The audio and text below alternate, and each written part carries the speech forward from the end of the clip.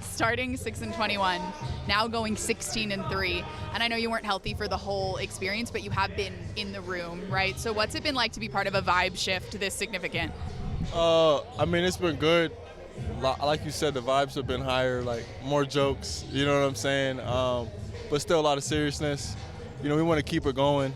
Obviously, we're happy with where we're at right now, but you know, we still have a lot to win, a lot of games to win, and a lot more to gain. So just being satisfied, but also still being hungry, knowing that, you know, it's a long season.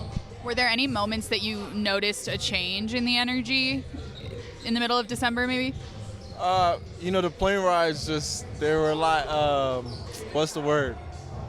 A lot looser, you know what I'm saying? Like, you know, it's never fun to lose, so plane rides on the way back would just be a lot more silent, a lot more quiet, but, you know, the vibes were picking up, like you said, and guys were laughing more, just good energy. You know, that's the things you need to win. Like, regardless at the end of the day, winning or losing, you need good vibes, because bad vibes are just going to keep you in a bad place, you know, so.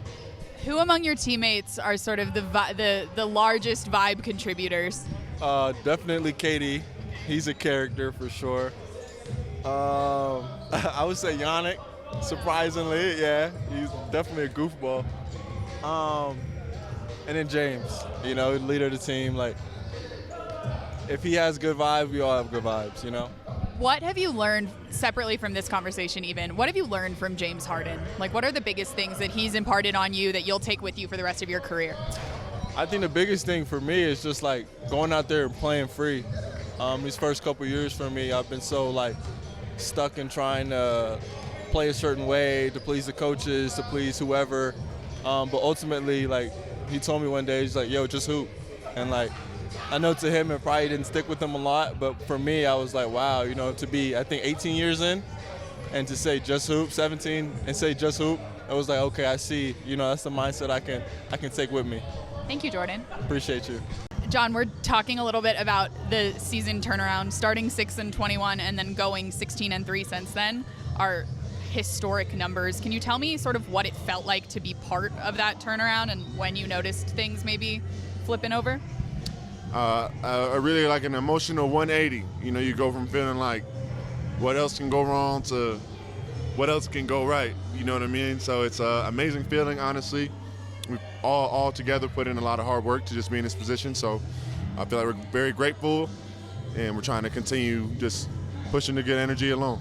What does that optimism feel like as a part of a team on a day-to-day basis now? It's a lot better. You know, winning helps everything. You know, helps you sleep better, helps the food taste better, helps your show, Netflix show that you're watching. You know what I mean? It feels a little better when you're watching everything. Just gives you that little like 10, 15% extra, a little bit of life. So we're just appreciating all of it and trying to, again, continue winning. Among your teammates, who would you say you're learning the most from this year? It's got to be a toss-up between James and Kawhi, obviously. You know, the greatest, some of the greatest players of our generation of all time. And, you know, cerebrally, I've been able to just learn from James. And defensively for Kawhi, it's been the biggest thing for me, watching him trying to learn tidbits and, again, try to take pieces of their game and add it on into mine and help them continue on, you know, building their legacy and hopefully bringing a championship to the city. For each of them, if you don't mind me going a step further, James, you said cerebrally. What's an example of something that he's taught you? Just my timing out of the pick and rolls, for instance. Just when to go, when to not go, just something we've talked about a lot. And then, for example, with Kawhi, just trying to maybe watch, you know, the way he rotates defensively and it's early to certain spots. You know, I want to give all the juice away. But just little stuff like that, you know, they do on a day-to-day basis that I know I don't have to be special at to add to my game. If I had told you when you guys were 6-21 that you were going to go 16-3 the rest of the way, what would your reaction have been? I'd have told you we could do it. I would have been like, I don't know how. I'd have been like, I don't know what you see, but I like it though. You know what I mean? So that's sort of the vibe. Always optimistic. You never really see the full pathway, but you got to take the first step. So that's the mentality we had, and we definitely know we had the crew to do it. Was that first step during the Laker game? What do you remember about that game on December 20th? I don't know. You know, we don't necessarily love the Lakers like that anyway, so it's a good little extra motivation. But I'm not sure what game it started, to be honest with you. I just remember energy for us clicked. I feel like for me it was one of the games we lost, and I still felt like the way we carried ourselves and the way we still had our mind switched to onto the next game. Let's learn from it and continue winning. Those are the moments for me that when we can have our head up in the darkest times, I'm like, okay, now we're ready to go and change our energy, change our vibe. So that's really it, keeping our head up when times don't look good. Thank you, John. Thanks, guys. Kobe, as a rookie, you've experienced like two interesting, very specific phases of basketball, right? Struggled at the beginning, and now you guys are rolling. What's it been like to go through that transition? The season has been a roller coaster, ups and downs, and it's just been fun to see how we came together, the camaraderie, the locker room, kind of unifying. I think it's been a long process, but I feel like we didn't start how we wanted, and now you see the results of how the togetherness is turning the page. You mentioned Amir, obviously, but among your teammates, who have been your biggest influences this season as far as bringing you along and helping you get up to speed? I gotta say it starts with KD, Chris Dunn. He always brings the energy. So, and he, it starts on the defensive side with him, and it starts on the defensive side with me as well. So, I think he gives me a lot of tips and helps me find my own energy and find my own way, and teaches me a lot. What about the coaching staff? Who have you gravitated towards on the bench? Who's helping you along? I got to give a big shout out to Tim. Tim been a great job, my PD coach, and then obviously all the coaches, T. Lou, JVG, big influences, JVG, with us early morning working on our defense every morning. So just big shout out to all the coaches. How early in the morning? Like 9 a.m., sometimes earlier. Awesome. Kobe, thank you so much. Appreciate you. Take us through the moment that you knew this season might be turning around. The NBA Cup, I think we had time to practice, we reset everything. Okay, I was like, okay, let's go back to zero, back from the ground and forget what happened. Thinking happened the first 25 games. And that was good for us to just refresh our mind, get back to work, and start technically a new season, because that was a new season for us. So we really focused on that, one game at a time, and I think we've been doing good the last 20 games. And then in the Laker game, you guys went down, and then what? We lost a lot of games by being up 10, 15, whatever. We lost them a lot. But that game we did it too. We had a great lead, and they came back, and we find a way. Remember, the last 2-3 minutes of that game, we were a little bit nervous. I think we felt like we were nervous, and we still find a way to win the game anyway. So that was a huge relief to win a game like that after so many losses we had. And it just started something, and after that we've been rolling. 16-3 since December 20th is like a historic turnaround compared to the 6-21 where you started. Have you ever been on a team like this? No. What about at the Olympics when you had the hard start and then really rode the win? That was a 2-week stop, but you got a very bad first round, and then we had a big turnaround. We're playing the big team Canada. We find a way to turn things around, and we end up in a gold medal game. But that was kind of the same thing for sure.